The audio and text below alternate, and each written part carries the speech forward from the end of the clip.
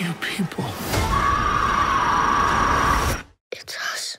I want to be very careful how I talk about what Us is about, because I want to leave some runway for people to explore what it means to them.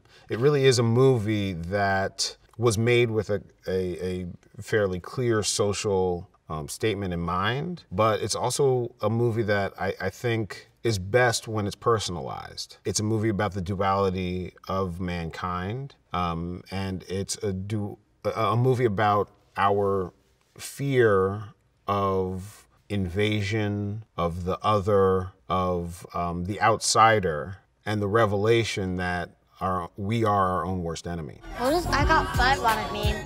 It's about drugs. It's not about drugs, it's a dope song. Don't do drugs. Get in rhythm. There you go. There you go.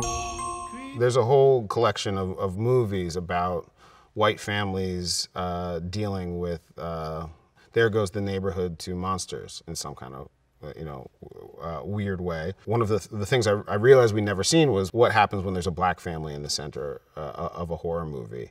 In many ways, this movie is not about race, but I do recognize that just the fact alone, we have a black family in the center of this movie, there's a completely new palette to how we experience this horror. There's a family in our driveway. Who is that? As a result of black people and people of color being the first sacrifices and casualties to that genre, I usually never got very attached to that genre itself. I never got to see any kind of psychological deep development. I never saw any people who looked like me that were really given a chance to shape the outcome of the world and shape the outcome of the story. So it never felt like something that I could develop an affinity for, because I was never represented. Yeah, I mean, look, my whole thing with the whole black guy's the first to die, I don't think that's exactly accurate. I think that it's more the rule is when there's 5 people left and one of them's the black person, you know that black person's not going to be the last one alive. The films never really served us our identity, and people with black skin just didn't fare very well. It's just a kind of a confusing and unfortunate thing for me growing up, sort of being in love with horror movies, but also not feeling very well represented. Then, Candyman came along, which is a masterpiece. One of the things that it unlocked is, what if the supernatural killer is a black man? Watching Get Out, I got to see the person of color be the hero, the person of color be resourceful, the person of color do anything that needed to be done to solve the problem of the movie. And then coming over to Us, we are now saying all of us are potentially the problem. And we're caught in a beautiful what if that looks horrific, but I think that's part of the strength of our movie, is that it's potentially horrific, but it's also world-changing. They're 14 minutes away. What? 14 minutes?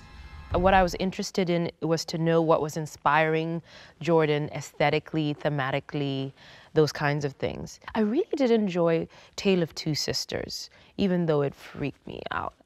It's just such a, I spent most of it just peeping from behind a friend's shoulders, quite literally. It's a psychological thriller, and those are the ones that cause me the most harm, I think. The ones where you're your own worst enemy, where you don't know what's real and what's not. That kind of stuff just freaks me out. I was inspired by the slasher movies. I think what people are going to find in Us is that, much like in Get Out, I'm inspired by many different subgenres of horror. I really tried to make something that incorporates what I love about those and sort of steps into its own new subgenre.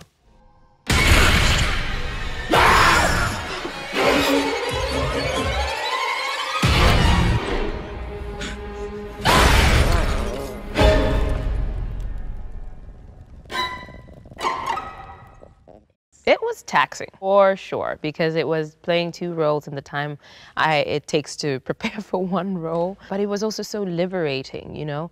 I think being able to delve into the darker side of a person, it's cathartic. And I think it's actually quite therapeutic too, because you allow yourself to go to some ugly places and you have permission to do so, you know?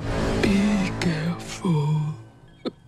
Everything that we would do, so all the sounds, the voices, we would have to play the Wilsons looking at our doppelgangers that we might have done the day before. And Jordan would do all of the mannerisms that we did the day before as our doppelgangers.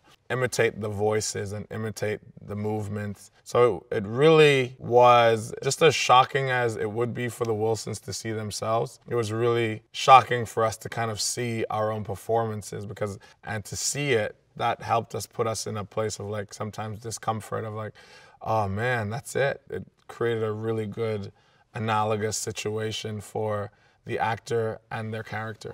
Zora, put your shoes on. You know, there was one moment, I was doing the scene where I was going through like a labyrinth type thing, and it was just me, and I went through the shot, whatever, and then on the other end, Jordan sprang out of nowhere and scared me.